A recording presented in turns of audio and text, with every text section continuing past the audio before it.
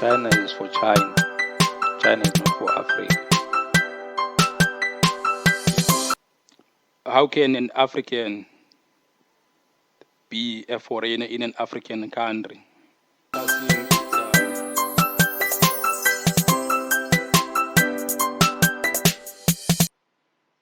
To gain mentality, we need to let go of the influence of the West, who were still colonized under white supremacists. Alright. Welcome to FKU Africa Podcast. This is your host, Maneza F8, coming to you from where I'm at today. I'm in Worcester, man. Worcester, Western Cape in South Africa. If you don't know about South Africa, is the in the south, the last country when you're going down to Africa from Morocco, going down middle of Africa, countries like Chad, Kenya, going to Zimbabwe and then South Africa. Yeah, man. So I'm here. I'm in Worcester, South Africa.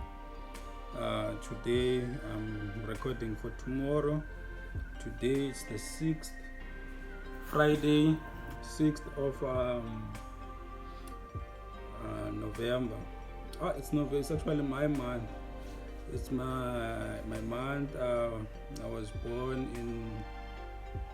on the 18th of November. So yeah, if you got something for me, it would be nice to start. Put it out there in the courier guys so that they can get to me before that day. Wherever you are, appreciate anything, man. It would be nice, you know what I'm saying? So yeah,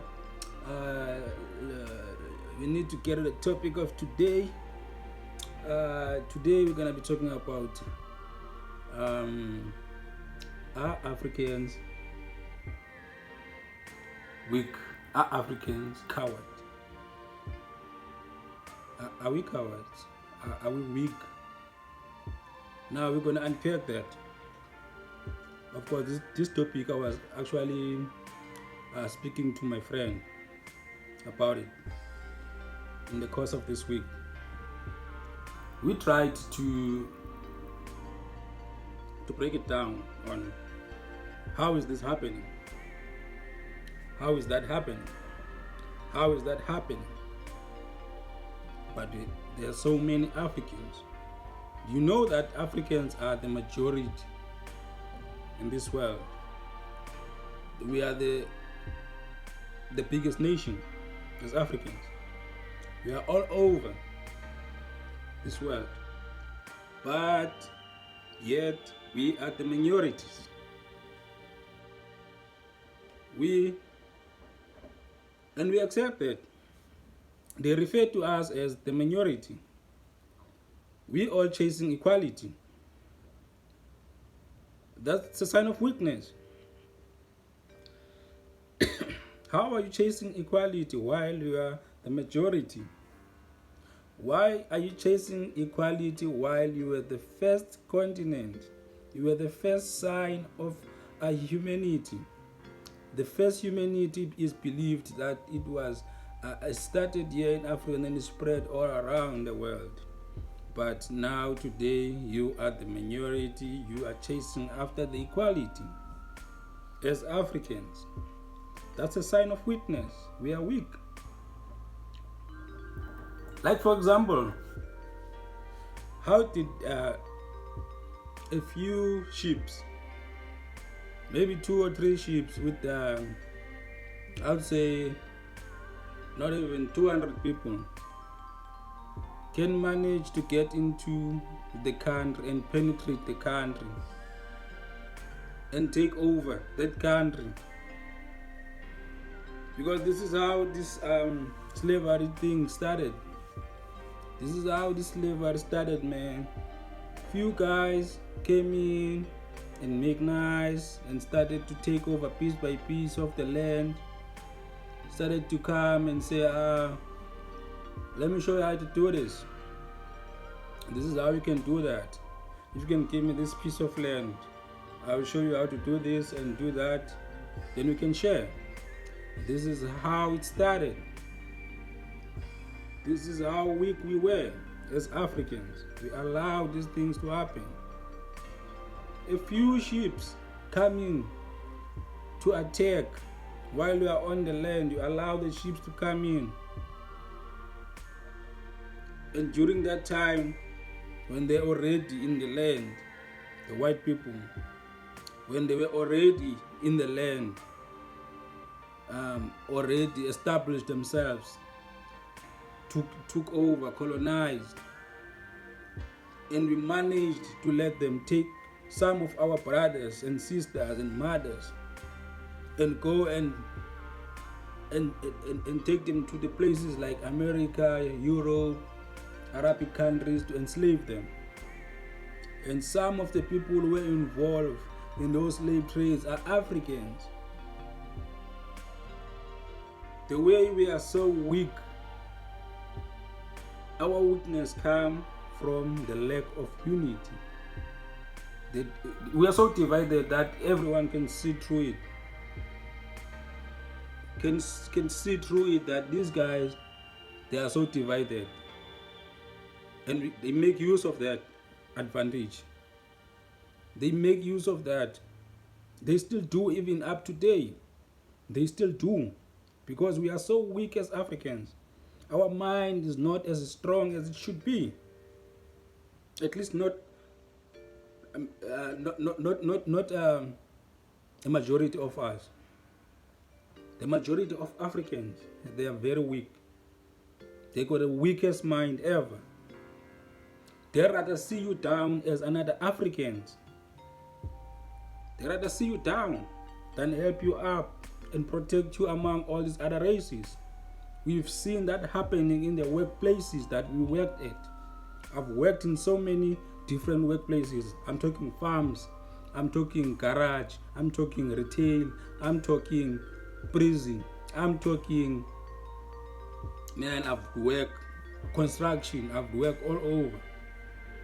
I've seen how black people sell each other into the authority, whoever is into the authority. If it's a Muslim person, if it's a colored person, if it's a white person, black people will sell each other out. I've seen it happening. Most especially if you give him some sort of a small superiority among others, then it's gone. They sell their soul to whoever is giving them some sort of recognition and some sort of seniority among other black people. You've seen it happening. That's a sign of weakness. That's a sign of weakness we need to deal with. If you give charge, it's easy for white people to control us.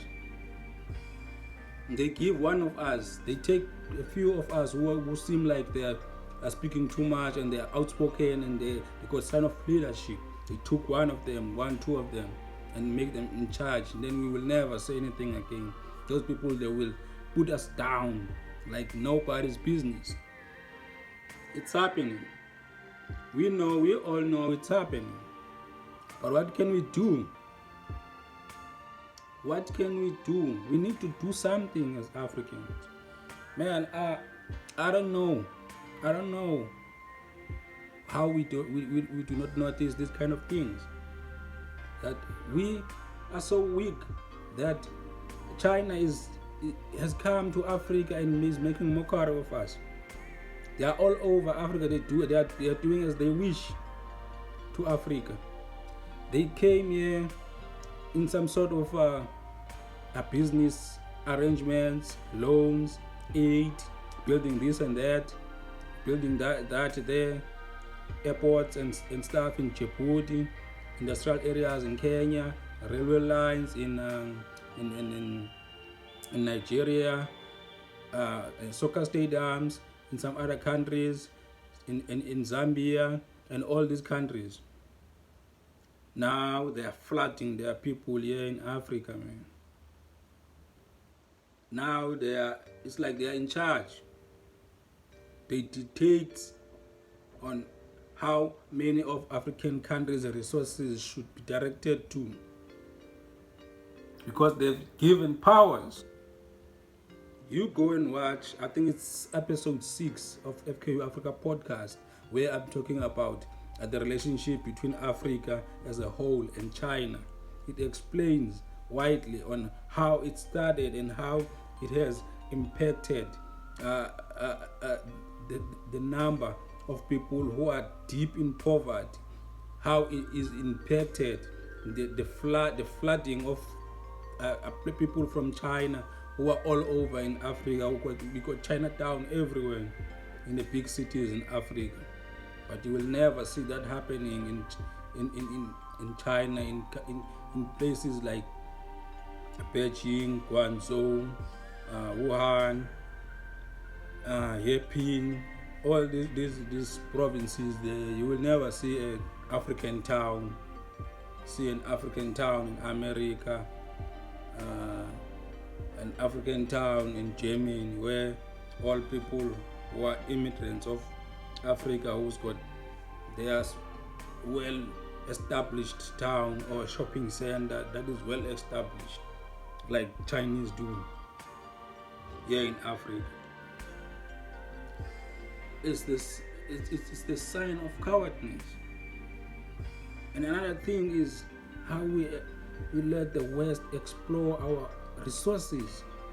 We are no longer colonized.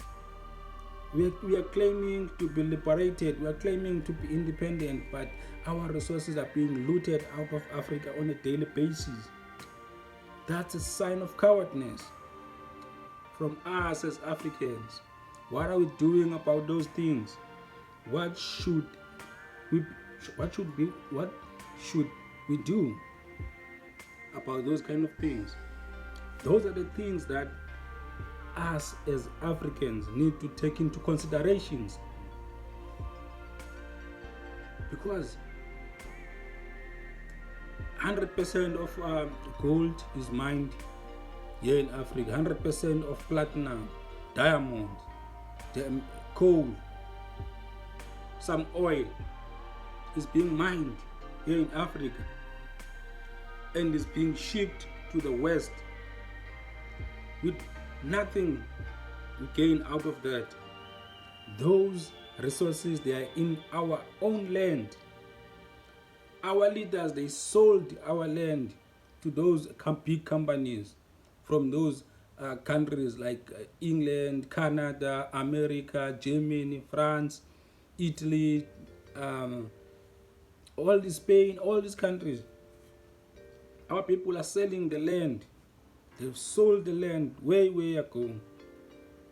In many countries, it's a turmoil. What is happening in Congo right now, it's unspoken of. It's because of the coal that they have, that many phones will not be possible without that coal. It's only happening they can only get it in Congo by now. That's why it will never be stabilized, because measures will be put in place. A lot of money will be directed to the people if the government is running 100% on a full capacity. The interest rates and stuff, it will be too high for them to get those gold. That's why they want this chaos to keep on happening there in Congo, so that as long as it doesn't affect their money, their gold, their coal that they are digging out of Congo, it's okay. As soon as people of Congo, they can stop and think and get together and go close those mines, there will be a huge intervention from the West. You will see there will be talks of human rights. The people are there. There will be talks of interventions. There will be talk of ISIS. NATO will be there to act like they are protecting people while they are dispalizing the protest, to make sure that people they keep on digging. Now, if people from Congo they can start to do that, go and close the mines, you will see. Because you don't hear anything about Congo now. No president from whatever, even from South Africa, there's no president. Even from Africa, there's no president that is talking about what is happening in Congo. Because it doesn't have to do with any of them right now. But wait and see when it happens to their countries. Then you will start to see people start to voice out, start to talk. But since now it's not happening to their countries, no one is saying anything. While we have the AU, right, African Union, they should intervene in those kind of situations and help out the brothers who are in distress in Congo, but they don't do it. Look what was happening to Nigeria. As soon as they started to make a country a chaos, come together, march, make sure that everything is not running as smooth as they want to. It's a global intervention. Everyone is talking about it. Everyone is tweeting about it. Every celebrating. Most presidents. Because why? It destabilizes their resources. Because the towns, big towns in Nigeria, they were on standstill. There were no movement of resources. Those things starts to affect the bigger countries because they get stuff from there, they get oil from there, they get I think diamonds, if not gold, from there. So when those kind of export stops, now it starts to ring a bell that something is happening, and it's fucking with our mind. So now let's start to make sure that these things are being resolved. Same thing happened in Zimbabwe. Mugabe killed a lot of people, killed thousands and thousands of Ndebeles. And there was no global intervention. There was no one talking about it. He was praised, he was getting the awards. But as soon as he touched white people, things turned. As soon as he got rid of the white farmers, sanctions came, courts, they opened cases, international cases. They just destabilized it because it was fucking with their money. You cannot fuck with white people's money. That's where now you start to get the attention. See how Zimbabwe is today. As soon as they're talking about now, even you can see how coward we are. People, the government from Zimbabwe is talking now of paying back the white people who were removed from the farms that it didn't even belong to them. When they start now to talk about paying them back, compensate them, now many countries they're talking of lifting the sanctions. They are lifting the sanctions now because they want to show the other countries that if you mess with our money, this is what happens to you. You see now, Zimbabwe is giving in. Now we're going to give back some sort of freedom from them to start creating, to start borrowing money. You see, that's a sense of cowardness. What we should be doing, we should be directing resources to Zimbabwe as African countries, as SADC at least. They should be collectively, they should be directing resources from the let people flourish, let them do mining, let them do agricultural activities, and buy from Zimbabwe so that they can generate money. But no, the cowardness of our leaders doesn't allow them to help other countries so that they cannot rely on the West. That's how sad it is, the situation. So let's talk solutions. We need to unite as Africans. We need to love each other. Self-love is very important. If you love yourself, it's not easy for you. It won't be easy for you to hate on a sister that you see on the streets. It won't be easy for you to hate on a brother that you see on the streets. There will be no talks of xenophobia attacks. There will be no talks of Afrophobia attacks here in Africa if we start to love each other, if we start to love ourselves, to value ourselves.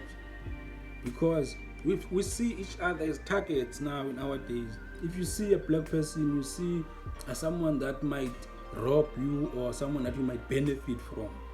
We don't see each other as people that can help each other out, people that can also benefit you in building whatever you want to do. We must start to believe in ourselves. Stop being cowards. Stop allowing people to walk all over us. We must be strong, mentally strong. We must read. There are so many good mental books that you can read. You must read books to develop yourself, develop your thinking, so you can see some sort of manipulations that are happening. You can see them, you can spot them far away. You can start by reading 48 I think it's 48 Powers of Law or something, yeah, by Robert Greene. It's a very powerful book. It will, or you can read the laws of human nature, but Robert Greene as well. There are so many books that you can read that will open your mind, that you can see some sort of little things that people are doing to manipulate you or to work you, to persuade you into their own thinking or agreeing to whatever they are saying. You must read. You must read to understand stuff. You see, you must start working with your own hands. Stop trying to the government. Stop trying to waiting for someone to give you a job. Create your own jobs. Create your, even how small you start something. Start something. So yeah, if you have not yet subscribed, please subscribe to the podcast and make sure that you tell your friend to tell another friend that there's this guy, this cool guy, Maneza. You can see fly, a guy that is busy doing this podcast is dumping knowledge to everyone who is interested. I'm dumping this knowledge that I have to everyone that is interested in listening. It's not that I'm smart. I'm not smart. I'm not clever. I don't even know how high is my IQ. But what I know is I'm passionate. I want to give you the passion to change whatever situation you are in, to change whatever kind of problems that we are seeing in front of you, to face them bold and strong. That's all I have to offer. I'm not smart, so all I'm trying to do is to enlighten you. I read stuff. I read about things. So that's why I come to tell you here in the FKU Africa Podcast channel that this is what is happening. Some people don't even care what is happening, but things are happening behind your back without even having you noticing those kind of things, man. So yeah, I'm out, man.